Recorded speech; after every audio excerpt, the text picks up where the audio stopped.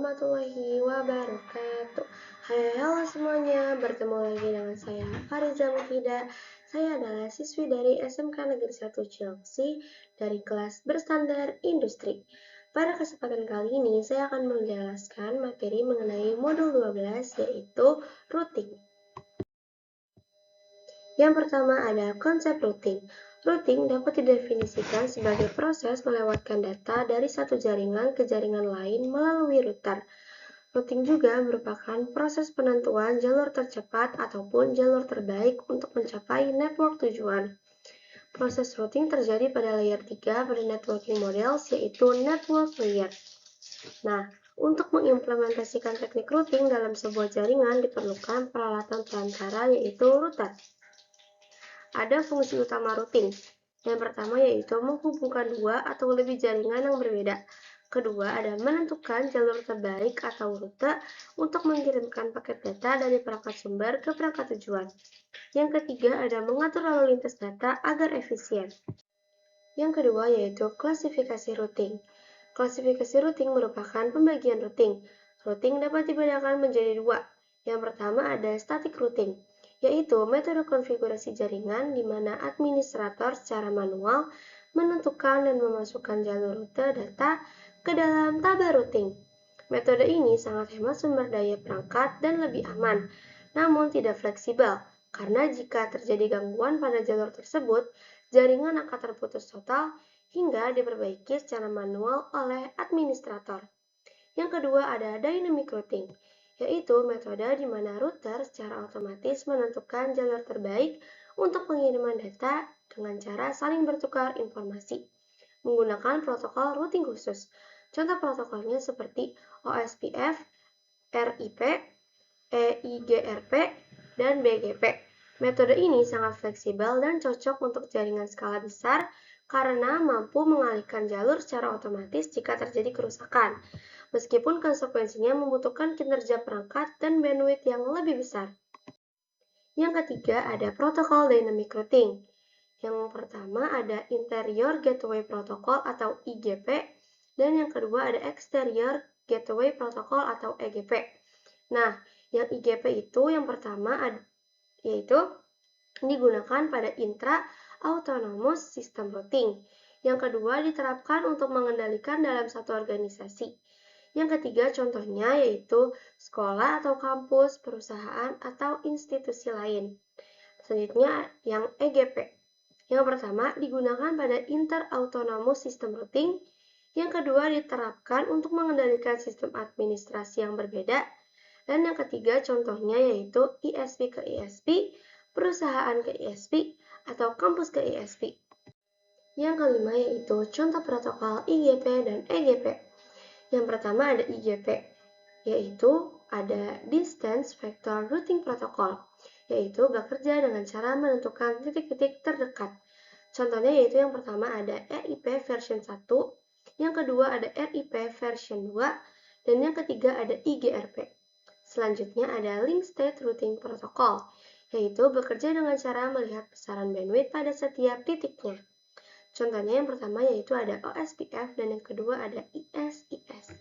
Selanjutnya ada Hybrid Routing Protocol, yaitu gabungan distance dan link state. Nah, ada satu contoh yaitu EIGRP.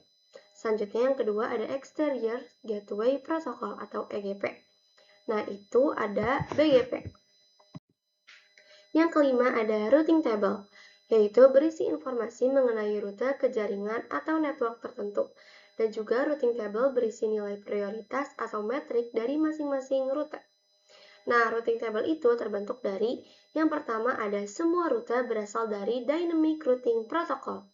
Yang kedua yaitu semua rute untuk network yang directly connected ke router. Dan yang ketiga yaitu konfigurasi tambahan atau static route. Selanjutnya yang keenam yaitu ada route flags. Pada informasi routing table, kita nantinya akan melihat informasi pada route flags ataupun simbol-simbol yang tersedia. Simbolnya terletak di sebelah kiri dan simbolnya memiliki definisinya masing-masing. Contohnya seperti di kiri itu ada DAC ya teman-teman. DAC itu bisa kita lihat di sini, yaitu adalah Dynamic Active Connected. Nah, bisa lihat juga di sini ada DAO, yaitu yang berarti Dynamic Active OSPF, dan lain sebagainya, teman-teman. Yang ketujuh yaitu pendahuluan static routing. Static routing adalah metode konfigurasi rute jaringan di mana seorang administrator jaringan secara manual memasukkan informasi rute ke dalam tabel routing pada router. Jika jalur utama putus, router tidak akan mencari jalur alternatif kecuali Anda mengubah konfigurasinya secara manual. Nah, ada karakteristik dari static routing, yaitu mudah dikonfigurasikan pada jaringan skala kecil dan membutuhkan resource yang ringan. Nah, tapi static routing itu tidak cocok digunakan untuk jaringan skala besar. Dan juga manual konfigurasi setiap penambahan jaringan baru. Yang terakhir yaitu ada studi kasus, yaitu static routing menggunakan dua router. Di sini saya akan mempraktekkan studi kasus yaitu static routing menggunakan dua router. Di sini saya sudah menyiapkan 2 buah mikrotik, 2 buah VPC, dan 1 network. Di bagian ISP, pada type-nya diubah menjadi Cloud NAT untuk mendapat IP kelas A. Nah, di sini kita tutup dulu ya teman-teman. Oke, di sini saya akan merapikan konfigurasinya terlebih dahulu ya teman-teman. Nah, sekarang di sini saya akan menghubungkan antar perangkat ya teman-teman. Dan di sini saya akan di sini saya akan menghubungkan dari ISP ke mikrotik. Nah, kalau sudah klik save. Selanjutnya kita dari mikrotik ke mikrotik lagi. Save. Setelah itu dirapikan dulu. Oke, kalau sudah, di sini saya hubungkan dari mikrotik ke VPC 1. Jangan lupa save. Selanjutnya dari mikrotik lagi ke VPC 2. Klik save. Nah, di sini saya mau merapikan dulu ya teman-teman untuk si perangkatnya. Sini dirapikan. Ini masih lencong. Dibenerin dulu. Oke. Nah, setelah dirasa sudah rapi, sekarang kita akan menyalakan HTML console ya teman-teman. Lalu sekarang kita akan menyalakan perangkat mikrotiknya. Nah, sekarang nyalakan lagi. Sekarang kita double klik pada mikrotik yang pertama. Nah, di sini kita enter saja ya teman-teman. Tapi emang agak lama, jadi sambil menunggu aja, terus di enter. Tadi teman-teman, di sini memang agak lama. Di sini saya mau mainkan kursornya. Sebentar. Maaf teman-teman, maaf. Bentar, kita coba-coba dulu. Oke, nah ini udah ada. Sekarang kita ketikkan admin, enter, passwordnya enter, ini N, lalu ini Ctrl C ya teman-teman. Nah, kalau sudah, kita ketikkan IP address print, lalu enter. Nah, di sini belum ada, jadi kita mainkan dulu kursornya. Lalu kita ketikkan lagi IP address print. Kita enter. Nah, di sini saya sudah mendapatkan IP kelas A-nya ya teman-teman. Di sini untuk yang ether satunya mau saya edit ya teman-teman. Nah, di sini saya klik dulu. Di klik kanan. Salah teman-teman, maaf. Di sini yang ether satunya saya susah, maaf. Di sini saya klik dulu lalu klik kanan ya. Nah, edit. Nah, di sini untuk di bagian labelnya kita isi IP yang sudah tadi kita dapat ya teman-teman. Nah, sekarang kita ketikkan 10.0.137.214. Kalau sudah, kita klik apply ya teman-teman. Apply. Oke teman-teman, di sini saya akan menggeser terlebih dahulu. Nah, sekarang saya akan mengganti hostname-nya agar bisa membedakan router 1 dan router 2. Di sini saya akan mengetikkan, sebentar teman-teman, saya akan mengetikkan sistem identity, kita enter. Nah, kalau sudah, kita ketikkan lagi set name sama dengan router 1. Kalau sudah, kita enter. Dan kalau sudah terubah, jangan lupa kita ubah juga di description-nya ya teman-teman, di mikrotiknya. Di sini kita ke pensil. Nah, di name-nya di mikrotik ini kita ubah menjadi router 1. Kalau sudah, bisa kita scroll ke bawah lalu klik save.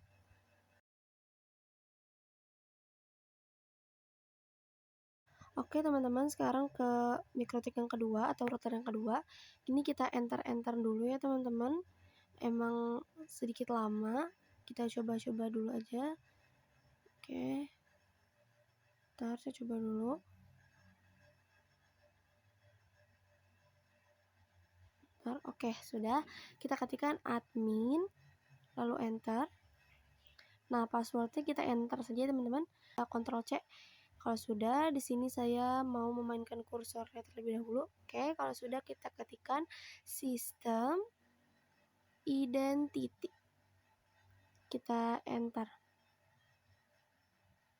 Kalau sudah, kita akan mengetikkan seperti yang tadi ya teman-teman, yaitu set name.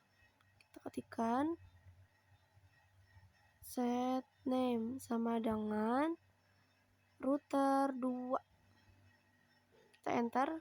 Nah, di sini sudah terubah. Jangan lupa kita ubah juga di description name-nya seperti yang tadi ya teman-teman, ke pensil.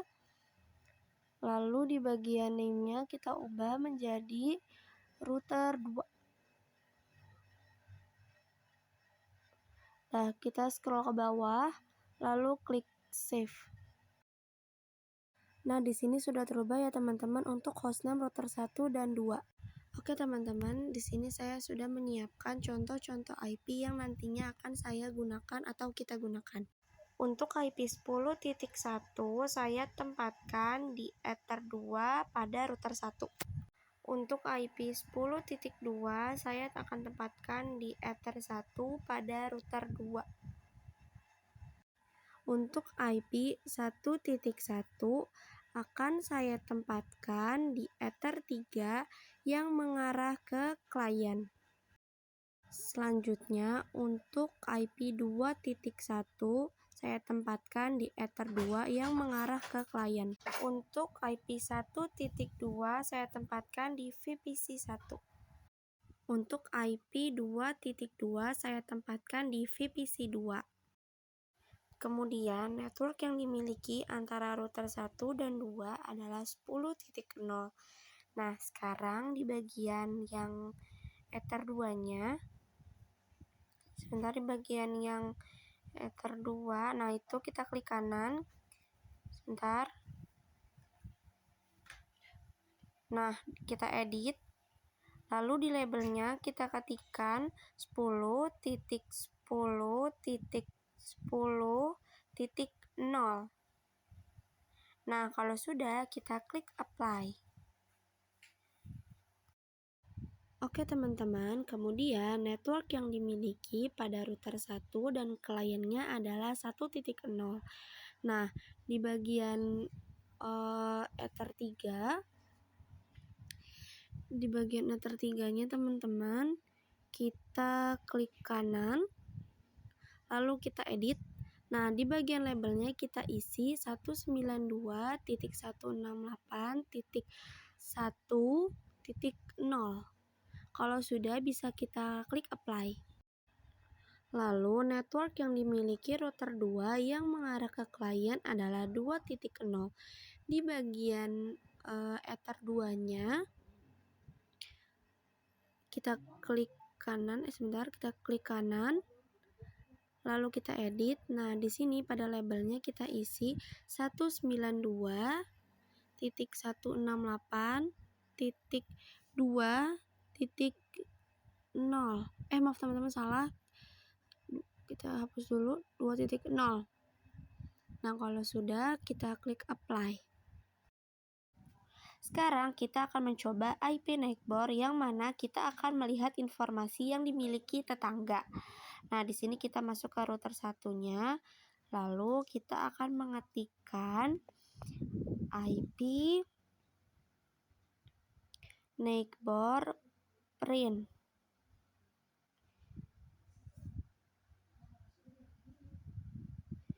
Lalu kita enter. Nah, terlihat tetangga dengan router 2 dengan MAC address-nya juga. Nah, kita coba IP neighbor di router 2. Nah, kita ketikkan sama seperti tadi, yaitu IP neighbor print. Enter. Nah, terlihat informasi si router satunya ya teman-teman. Si router satunya dengan MAC address-nya. Selanjutnya, kita coba koneksi antar PC dengan Pinet Lab-nya terlebih dahulu. Sekarang kita buka command prompt. Lalu kita run administrator. Lalu kita ketik root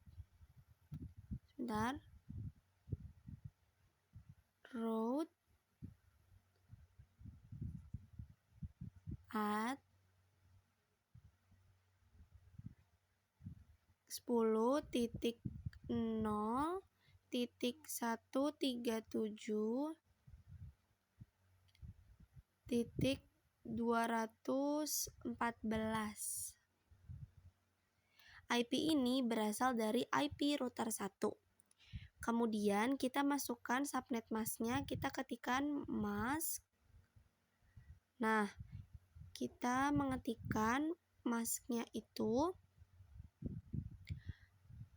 teman-teman, kita ketikkan 255.255.255.0. Nah, sekarang kita ketikkan lagi IP-nya 192.168. Nah, IP-nya ini berasal dari IP yang di atas ya teman-teman, yang kita login ke Pinet Lab-nya. Kita ketik lagi .186.142. Nah, teman-teman, sudah kita ketikkan si IP ini yang berasal dari yang kita login ke Pinet Lab-nya. Di sini saya cek dulu, takutnya ada salah. Nah, ada salah ya teman-teman, sepertinya kita hapus dulu. Nah, si IP yang ini berasal dari IP yang kita login ke Pinet Lab yang ada di atas ini ya teman-teman.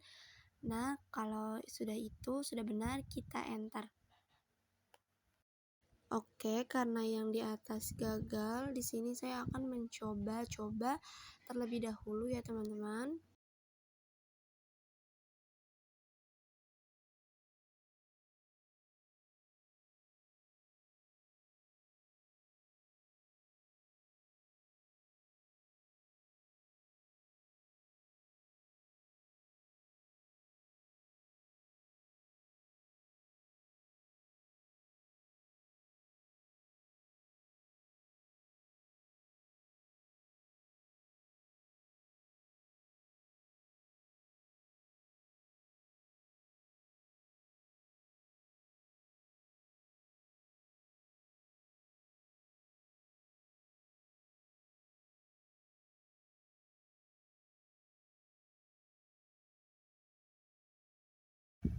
Dan ternyata tetap gak bisa, kita akan mencoba menggunakan cara yang lain ya teman-teman.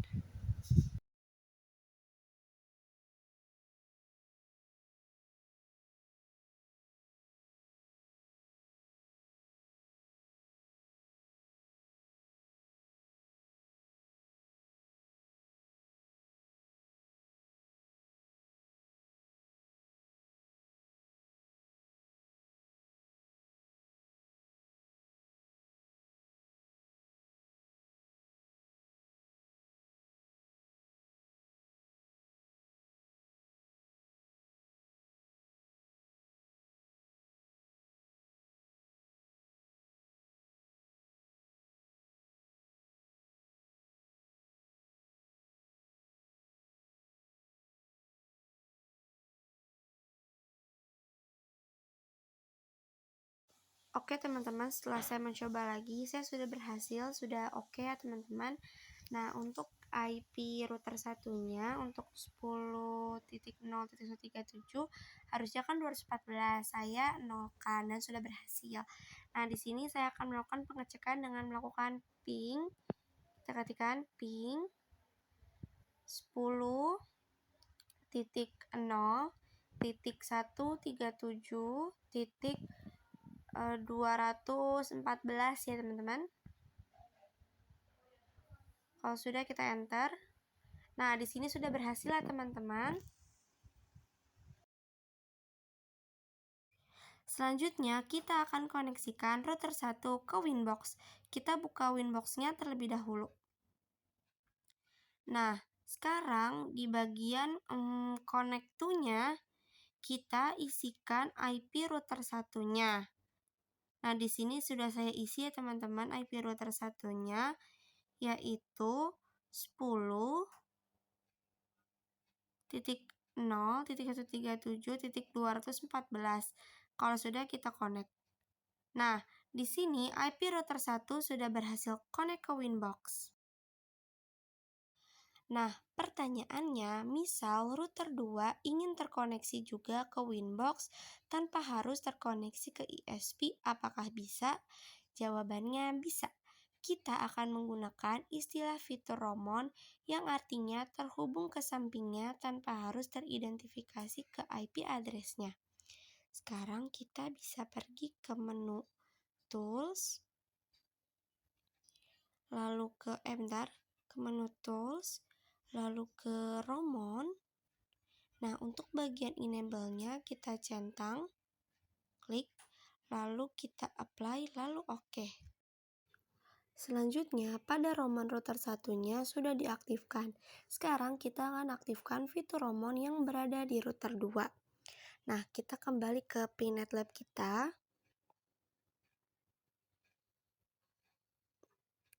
Lalu kita masuk ke router 2, kita double klik.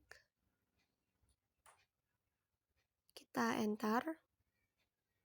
Nah, kita ketikkan tool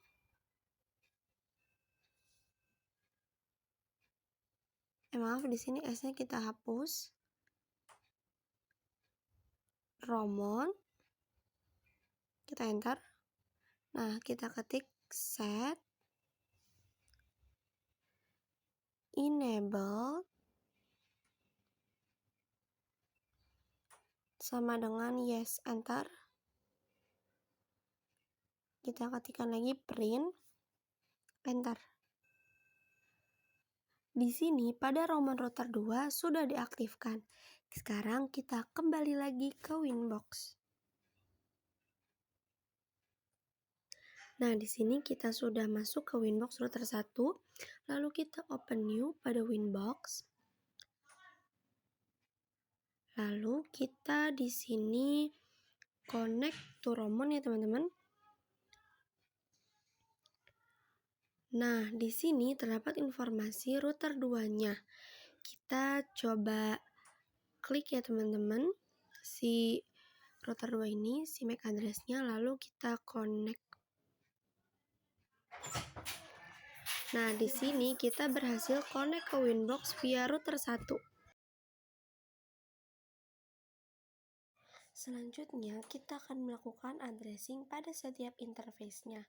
Untuk addressing yang pertama, itu Ether 2 dan Ether 3 pada router 1. Nah, kita buka router satunya teman-teman. Winbox router satunya. Oke. Kita ke menu IP, lalu addresses. Nah, di sini kita klik yang new. Nah, address-nya kita isi IP si Ether 3-nya ya teman-teman.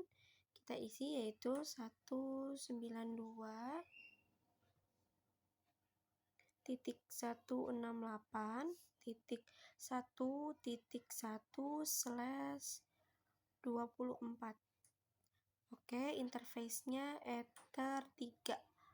Apply. Lalu oke. Lalu kita klik yang new lagi. Nah, kita tambahkan IP si Ether 2 pada router 1 ya teman-teman. Di sini kita ketikkan 192. Maaf teman-teman, salah. Kita hapus dulu, ternyata 10, 10.10.10.1/24. Nah, kalau sudah interface-nya Ether 2 ya teman-teman.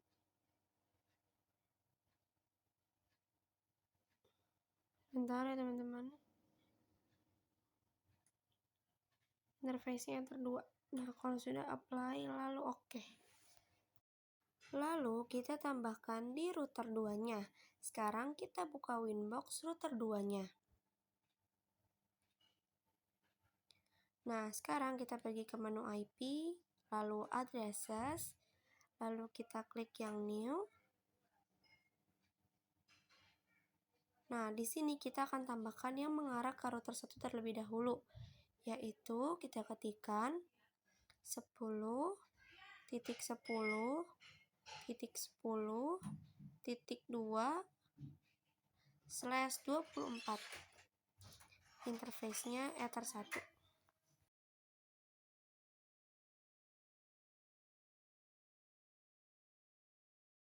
Jangan lupa kita klik apply lalu oke. Selanjutnya kita lakukan addressing yang mengarah ke klien.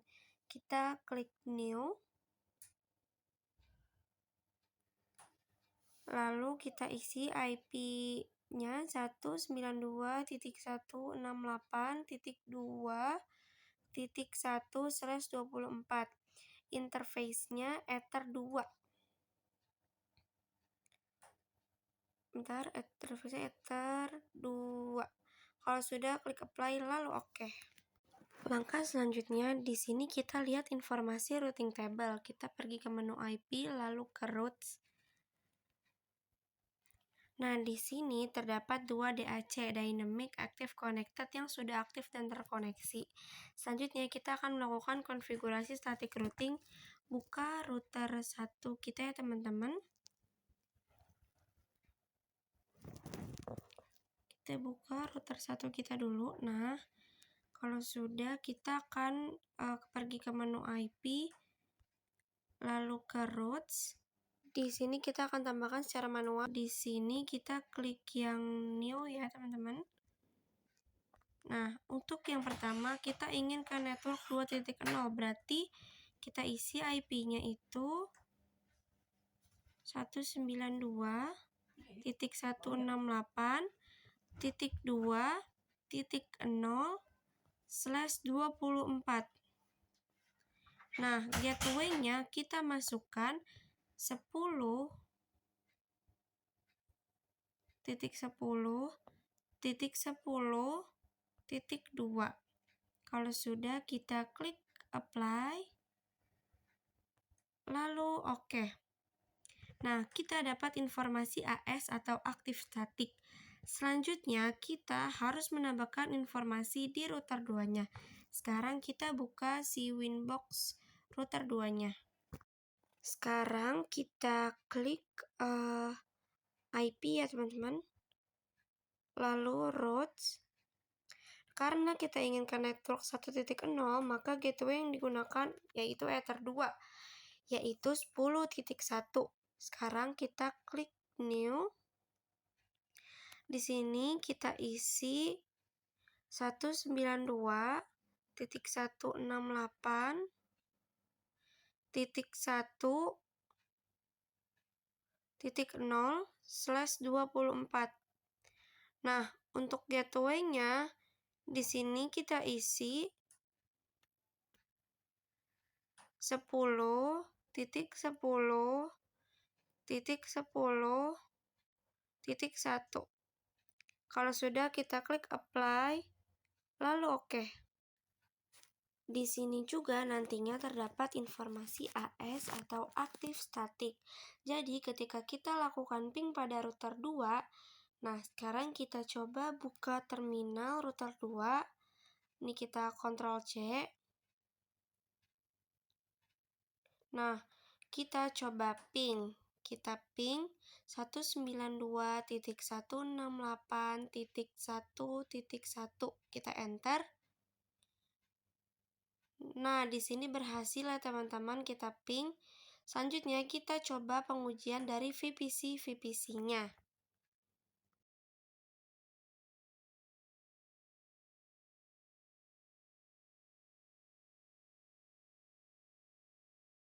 Ke PenetLab, kita coba nyalakan VPC-nya. Saya nyalakan VPC 1,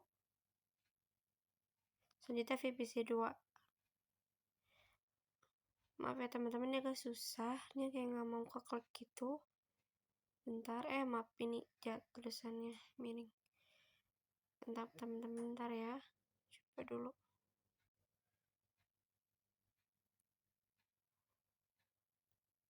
Nah, udah bisa dinyala. Selanjutnya kita buka konsol pada VPC. Di sini kita buka pada VPC 1. Di sini kita akan melakukan addressing terlebih dahulu. Kita ketikkan IP.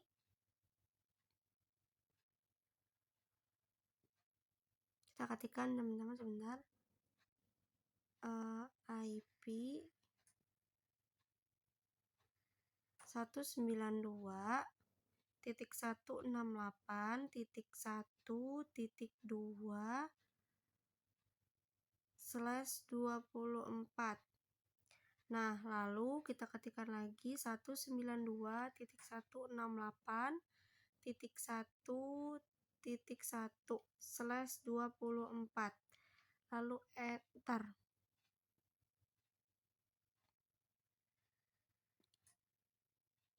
Kita ketik lagi show IP, enter. Nah, selanjutnya kita akan lakukan pada VPC kedua. Bentar teman-teman.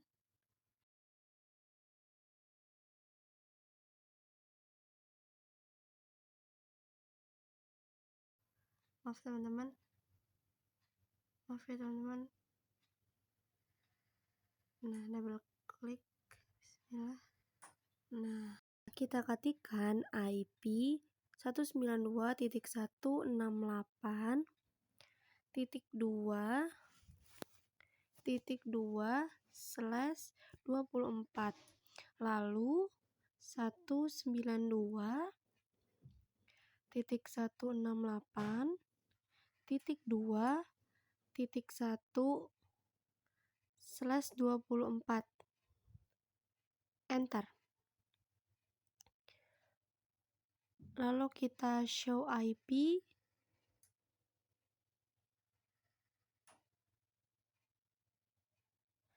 Nah, jadi VPC 1 ingin berkomunikasi dengan VPC 2 sudah bisa. Kita coba lakukan ping di VPC 2. Kita ketikkan ping 192.168.2.1. Kita enter. Nah, sudah berhasil. Selanjutnya kita coba ping ke kliennya si router 1. Kita ketikkan ping